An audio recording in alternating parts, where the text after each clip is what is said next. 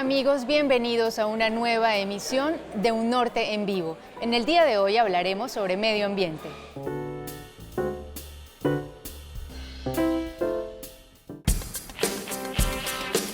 Según expertos, cuidar el medio ambiente es cuidar al mismo tiempo la vida humana. Por esto, la importancia del cuidado del medio ambiente no depende únicamente de una buena labor moral del hombre, sino de una necesidad básica de la humanidad para seguir existiendo. El medio ambiente alberga el conjunto de componentes, tanto bióticos como abióticos, que rodean a las especies y que le permiten vivir. Nuestro medio ambiente es nuestro soporte de vida, así como todos sus componentes: aire, agua, atmósfera, rocas, vegetales, animales, etc. Ahora bien, el medio ambiente, elemento clave para nuestra supervivencia, está siendo afectado peligrosamente por las actividades del hombre con acciones puntuales como degradación de la biodiversidad, degradación del paisaje, deforestación, contaminación del aire, agua y suelo, ruidos molestos. ¿Cómo cuidar el medio ambiente? ¿Por qué es importante preservarlo? ¿Cuál es la realidad ambiental de nuestro país? Todo esto y más, hoy, en Un Norte en Vivo.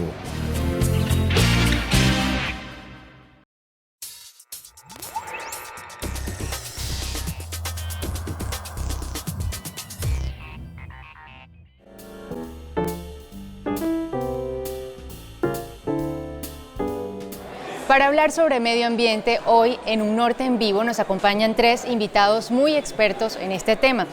El primero, Joaquín Hahn, él es biólogo y decano de Ciencias Básicas de la Universidad del Norte. Joaquín, bienvenido. Gracias, Karen. María Cristina Martínez, a mi derecha, es coordinadora de investigación en biodiversidad y además es experta en botánica. Buenos días. Y por último, tenemos también a Juanita Aldana, ella es experta en zoología e investigadora en biodiversidad, también de la Universidad del Norte. Bienvenida. Muchas gracias, Carmen. Bueno, en los últimos años, podríamos decir, el tema del cuidado del medio ambiente, el cambio climático y la alerta sobre lo que debemos hacer para evitar seguir destruyendo nuestro planeta como lo hemos venido haciendo, ha estado muy en boga. Pero bueno, se habla mucho de medio ambiente y nunca está de más, creería yo, profesor Joaquín, aterrizar un poco el concepto. ¿Qué es el medio ambiente? Sí, Karen, por medio ambiente se entiende prácticamente todo lo que nos rodea, particularmente ese complejo sistema de relaciones entre seres vivos, ciclos naturales como el ciclo del carbono, el ciclo del agua. Entonces, todo ese entramado que es dinámico, que es flexible y que soporta la vida en el planeta es lo que nosotros en general llamamos medio ambiente.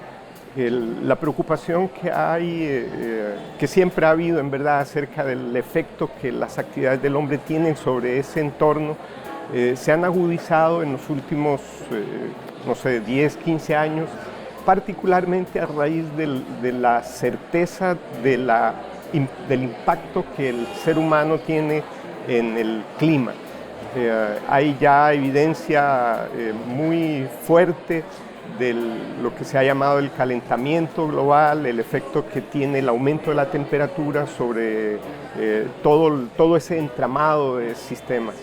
Entonces, esa preocupación por el efecto del hombre sobre el clima es lo que en los últimos años ha despertado ese gran interés en medios de comunicación, universidades, empresas, gobiernos. Siguiendo con la conceptualización, Juanita, quienes no somos expertos en estos temas de medio ambiente, creo que nuestra primera referencia sobre el asunto nos lleva a pensar en nuestra primaria en el colegio, donde hablábamos de conceptos como ecología, biodiversidad, botánica, zoología. Digamos, ¿cómo se condensan todos esos conceptos? ¿Cómo los podríamos definir en lo que en general terminamos llamando al final medio ambiente? Bueno, yo creo que un concepto más general de todos puede ser hablar de la naturaleza, ¿sí? Porque entonces medio ambiente se queda uno con la sensación de qué pasó con el otro medio, ¿cierto? Y yo he oído indígenas que hablan de una concepción un poco más global, ¿sí? Que es realmente como la naturaleza, y los conceptos que tú te referías son formas como estudiamos pedacitos de esa naturaleza, ¿cierto? Entonces los zoólogos estudian los animales, los botánicos estudian las plantas. Pero realmente para entender lo que Joaquín mencionaba como el concepto más global y más general, pues sí necesitamos que desde todas las áreas del conocimiento pensemos un poco más globalmente sobre la naturaleza. Sí, no son solo los animalitos, nosotros también estamos allí, digamos, como incluidos, es cómo fluye el agua a través de todo el ciclo y nos nutre a todos, cómo pasa a través de las plantas y allí lo estudian los botánicos, a través de los animales y lo estudian los zoólogos, pero cuando llega a nosotros, entonces están los antropólogos, los sociólogos, pero finalmente todos hacemos parte, sí, como de la misma, todos estamos en la biosfera y compartimos como ese hogar, digamos, todos juntos, ¿sí? Entonces es un llamado como a tener una visión un poco más global de todas esas interacciones y sobre todo el tema de que se está destruyendo, pues al destruir esa naturaleza nos estamos destruyendo a nosotros mismos y por eso es también la preocupación de ayudar a conservarla, ¿sí? Porque nuestra vida está íntimamente ligada a que esa naturaleza se conserve en una forma adecuada. María Cristina, ¿tú crees que es ahí la respuesta de por qué nosotros debemos proteger el medio ambiente? ¿Porque se trata de nosotros mismos acaso? Es acerca de nosotros mismos y nuestra relación con la naturaleza. Y cuando Juanita menciona la naturaleza, también hay una idea de que la naturaleza es lo que está en el campo. Pero la naturaleza también está en las ciudades, también hay un medio ambiente urbano, así como hay un medio ambiente rural. Y todos los fenómenos que ocurren en la naturaleza, en el ambiente natural, en la naturaleza, digamos en los bosques o áreas prístinas, también ocurren con un poco más de elementos añadidos por nosotros en las ciudades. Entonces los ciudadanos, los que vivimos en las ciudades, también tenemos mucho que ver con el medio ambiente. ¿Pudiéramos nosotros en este programa enumerar cuáles son esas acciones, digamos las más perjudiciales que ha emprendido el hombre y las que hasta ahora nos han llevado a estar en un estado, digamos, de alerta para evitar que siga, digamos, perjudicándose el medio ambiente, profesor Joaquín? Sí, Karen, es una pregunta compleja de responder. Hoy en día el interés mayor que tienen los investigadores, los gobiernos, los organismos multilaterales es particularmente la emisión de gases de invernadero que se llaman, que son mezclas de gases que se acumulan en la atmósfera, dejan pasar los rayos solares con el calor, pero van acumulando el calor dentro de esa capa que rodea a la Tierra. Entonces se va calentando la totalidad del planeta por efecto de esa acumulación sucesiva de gases.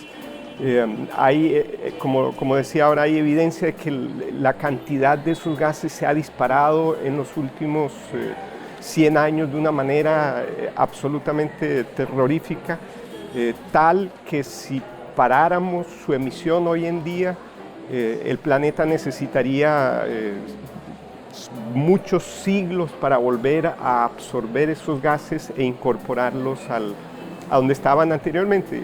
La mayor fuente de gases son los combustibles fósiles, gasolina, diésel, gas, que en las combustiones y en la producción de energía pues se liberan y van acumulándose en la atmósfera. Ok, bueno, al regreso continuaremos hablando de esas causas del deterioro del medio ambiente y luego entonces las consecuencias que ha traído en nuestro entorno. Ya volvemos.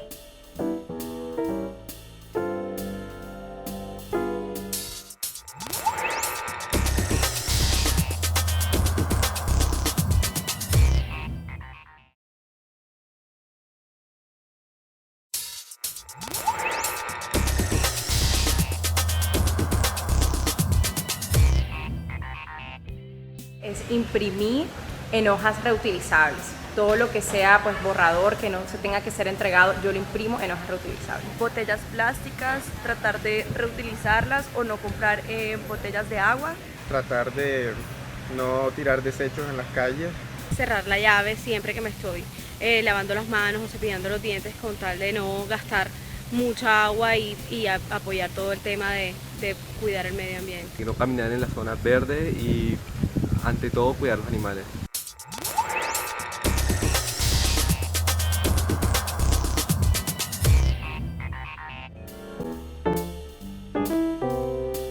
Continuamos en Un Norte en Vivo con 3 expertos en biología y en medio ambiente, hablando precisamente de medio ambiente. Y veníamos enumerando cuáles son esas acciones principales que han ocasionado algunos deterioros en nuestro planeta Tierra. Enumerábamos con el profesor Joaquín el efecto invernadero y la combustión, pero María Cristina va a continuar contando algunas de esas acciones que además deberíamos dejar de hacer en lo posible. Bueno, si hay una que es del día a día de cada uno de nosotros y es, por ejemplo, comer carne. Comer carne causa la demanda por la carne que implica la tala y quema de bosques para establecer tierras para la ganadería extensiva e intensiva. Y esto a su vez, como los bosques se eliminan, ya no están haciendo su acción reguladora de capturar ese CO2 y también hay una pérdida de suelos muy importante que causa erosión y a la vez causa un impacto en las fuentes de agua. Entonces todo, como decía Joaquín, va encadenado. Una acción, por más pequeña que sea, va llevando a otra, que se va por fuera nuestra visión del día a día. Y por más individual que parezca, además. Sí, pero también es una opción, ¿no? Exacto. Juanita, ¿qué consideras tú que son ese tipo de acciones que ocasionan daño? Bueno, hay varias causas antrópicas que han ocasionado el deterioro de la naturaleza. Entonces mencionábamos la deforestación, también las especies invasoras, especies que se desarrollaron en un lugar y llegan a otro ecosistema y causan unos impactos muy grandes. Como el pez león, que lo hemos visto acá mucho en la costa. Ese es un ejemplo claro de una especie invasora que llega a un ecosistema y acapara toda la energía y se come a todos y no deja que haya diversidad. Otra causa es la contaminación, ¿sí? Desde nuestra forma industrial de producir las cosas, causamos la contaminación de la atmósfera, de las aguas, de los suelos. Eso ha tenido un impacto, digamos, muy fuerte en la vida, ocasionando también la extinción de algunas especies y la disminución de poblaciones de otras, volviéndolas muy vulnerables a extinguirse y a desaparecer. Entonces, digamos, detrás de todo está pues como nuestro estilo de vida consumista, que siempre está queriendo satisfacer unas necesidades materiales y pues esos objetos materiales para producirlos gastamos muchos recursos, digamos, naturales. Entonces, si tuviéramos unos patrones de consumo también un poco más pausados, si consumiéramos un poco más sabiamente y decidiéramos cada cosa que consumimos con más cuidado, pues eso también ayudaría mucho como a frenar este proceso de deterioro en el que estamos. ¿Hace falta entonces conciencia entre la ciudadanía en cuanto a que entiendan que no son infinitos los recursos? Joaquín. Sí, Karen, el uso, la población humana se ha disparado extraordinariamente y todos los humanos en este planeta quieren vivir con cierto confort, con cierta comodidad, en unas condiciones de vida que muchas veces se han dado en llamar digamos, un estilo de vida occidental, que está demostrado que no es sostenible. El planeta no tiene los recursos para sostener a 10.000 millones de personas consumiendo como consumen hoy en día un norteamericano promedio o un europeo promedio. Entonces el punto de Juanita es muy importante porque hay certeza de que el planeta no puede sostener a tanta gente. Y ese estilo de consumo genera una presión muy grande sobre quienes producen los bienes, que son finalmente las plantas, los animales, los recursos minerales. Entonces, afectar o modificar los patrones de consumo, introducir reciclaje, consumir menos, permitiría volver a un sistema más equilibrado, más sostenible. Así es, María Cristina. Pensábamos también en, digamos, ya están hechos ciertos daños en el ambiente, en nuestro planeta, pero si pudiéramos categorizarlos para determinar cuáles son reversibles, cuáles son irreversibles, ¿cómo lo podríamos hacer? Bueno, en la naturaleza ocurren procesos donde a través de lo que llamamos la evolución hay especies que surgen y unas que desaparecen en un proceso natural, pero también con las acciones del hombre acelerando todos estos procesos, retirando los hábitats. Una de esas acciones irreversibles es la extinción. Si nosotros le quitamos el hábitat a una especie, por ejemplo al titica beciblanco, que es una especie caribeña, si le retiramos el bosque y él desaparece, nunca jamás existirá un titica beciblanco. Podrán haber otras especies parecidas en otros lugares del mundo, pero la extinción es un proceso que se va por siempre. Hay otros procesos que sí puede la naturaleza, digamos, llegar de nuevo a restaurarse, por ejemplo, con la generación de los suelos, si se han perdido, la contaminación del agua, dependiendo qué tan difícil sea, puede con los años llegar de nuevo a un estado de equilibrio, pero esto no va a la velocidad con la que nosotros estamos explotando. Entonces, es un proceso que sí se va a dar, como decía Joaquín, el calentamiento global va a llevar siglos o milenios en estabilizarse, pero realmente comparando las escalas estamos muy desequilibrados. De acuerdo, bueno, ha quedado implícitamente aquí de alguna manera el hecho de que esto es responsabilidad de cada uno y propia, no solo del otro, pero vamos a hablar de eso con más detalle al regreso en Un Norte en Vivo. Reciclar, no mantener los aires prendidos y evitar el uso de aparatos tecnológicos. Imprimir en las hojas reciclables que se producen en la oficina. No desperdiciar agua, reciclar, botar la basura en su lugar. Bueno, yo trato de cerrar las llaves cuando no las estoy utilizando, cuando me enjabono, cuando me cepillo los dientes. Asimismo también apago las luces cuando no las estoy empleando, el aire acondicionado. Reciclar e intentar no botar basura para así no contaminar la ciudad.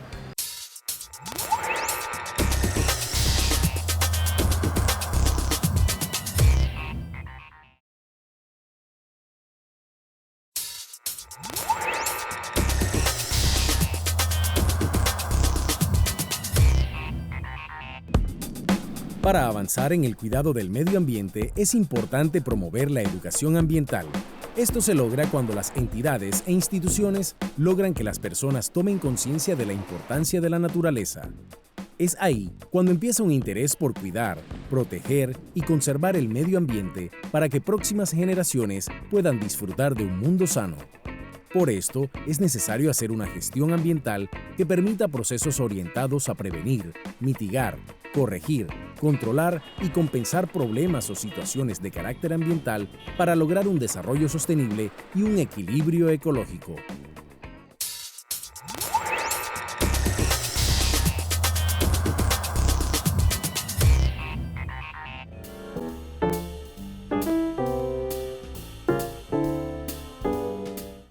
Continuamos en Un Norte en Vivo conversando sobre medio ambiente. En el último estudio del Fondo Mundial para la Naturaleza se conoció que el índice de deforestación alcanzó tal magnitud que se vio afectado el hábitat de ciertos animales en Centroamérica. Vamos a hablar un poco, Joaquín, de cómo está la situación actual en nuestro país, en Colombia, para luego entrar en el Caribe, que es donde estamos habitando nosotros comúnmente. Sí, el tema de la deforestación y cómo ello afecta a ciertos animales, Karen, tiene, digamos, el riesgo de que uno se fije solo en el caso del animal afectado, la mariposa o el tití o el puma, pero estos son animales que son como síntomas de la salud del entorno. Si se afecta el entorno hasta el punto tal que animales como la mariposa o el puma ya no pueden existir, el entorno está sumamente debilitado. Por eso la preocupación de los índices que se expresan en los índices de deforestación. En Colombia la situación es muy, digamos, diversa. Colombia es un país extraordinariamente diverso, entonces es muy difícil decir que el índice de deforestación en Colombia es X, porque en una región puede ser terrible, en otra región no puede haber nada de deforestación. Entonces la variabilidad interna es muy grande para que un índice único exprese lo que pasa en todo el país. Por eso es tan importante mirarlo el problema más desde el punto de vista de las regiones, porque allí la diferencia es muy grande, mientras digamos, el Amazonas es aún bastante sano, el Caribe, la situación en el Caribe es terrible. ¿Cómo es la situación del Caribe? El Caribe igual es una región sumamente rica, ¿verdad? Pero una gran porción del Caribe estuvo cubierta por lo que se llama el bosque seco tropical.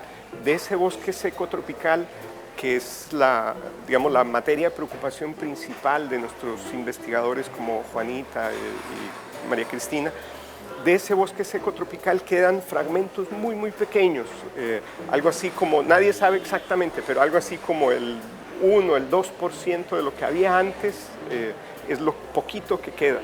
Entonces realmente hemos sido extraordinariamente destructores del bosque seco tropical en el Caribe colombiano. Y la preocupación de recuperar ese bosque. Juanita, ya a manera de conclusión podríamos empezar a, digamos, reafirmar la idea de que la responsabilidad no es del otro, no es del gobierno, no es de la universidad que me enseña, sino que depende de mí como ciudadano consciente de lo que tengo que hacer. Vamos a aterrizar el tema en decirle a los televidentes cotidianamente desde que amanece qué es lo que yo puedo hacer para contribuir a preservar el medio ambiente. Bueno, yo creo que realmente es responsabilidad de todos en todas las instancias, ¿cierto? El gobierno tiene una responsabilidad, la universidad tiene otra, nosotros como ciudadanos también tenemos una gran responsabilidad, ¿cierto? Entonces es como en todas las instancias asumimos esas responsabilidades y de verdad nos comprometemos a mejorar nuestros hábitos. Un ejercicio que a mí me parece muy interesante que hace una profesora nuestra del departamento, Andrea Monroy, con sus estudiantes, es fijarse uno en el recibo del agua, ¿cierto? Entonces arranca uno el semestre y mira uno cuánta agua está gastando. Y hay una serie de cosas que podemos hacer en la casa para reducir nuestro consumo de agua. Entonces me baño más cortico. En la taza del baño pongo una botella, entonces cuando se llena, no se llena toda la capacidad, sino se llena un poquito menos. El registro del agua lo cierro un poquito, entonces no va a tener una gran presión, sino va a tener una presión menor. Entonces todas estas cosas que son, sí, cómo lavo los platos, ¿sí? Dejo todo el chorro abierto todo el tiempo o enjabono primero y juego después con el agua abierta, cómo me lavo los dientes.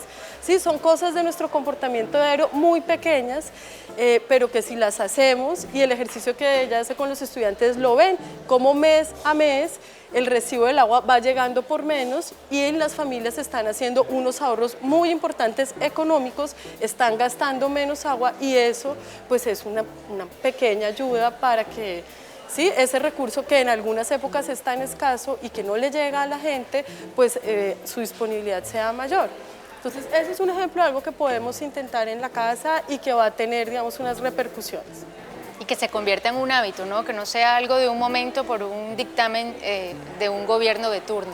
Otra cosa, en concordancia con lo que dice Juanita, es que existen ahora unas herramientas que sirven para uno medir sus hábitos, qué impacto tienen en el planeta. Se llama la huella ecológica. La huella ecológica te da una medida en planetas de si cada ciudadano tuviera tus hábitos, necesitaríamos X planetas.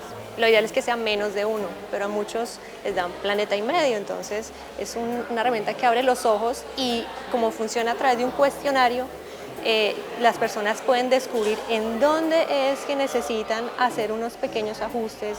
Hay en muchas líneas, está en transporte, en alimentación, en vivienda, consumo energético, consumo de agua y no sé, les puedo como proporcionar las páginas. Hay muchas huellas ecológicas, hay una para Colombia que se está como desarrollando, pero es también una buena herramienta para descubrir en dónde y cómo sí realmente se puede. ¿Sabes la página web? ¿Puedes citarla? Soy ecolombiano.com. Bueno, es un tema que da mucho de qué hablar, que apasiona y que nos hace sentir parte de la ciudad y comprometidos, pero hemos llegado al final del programa, así que les agradezco por estar con nosotros, a Juanita, a Joaquín y a María Cristina, a ustedes por su sintonía y volveremos a vernos en una próxima emisión de Un Norte en Vivo.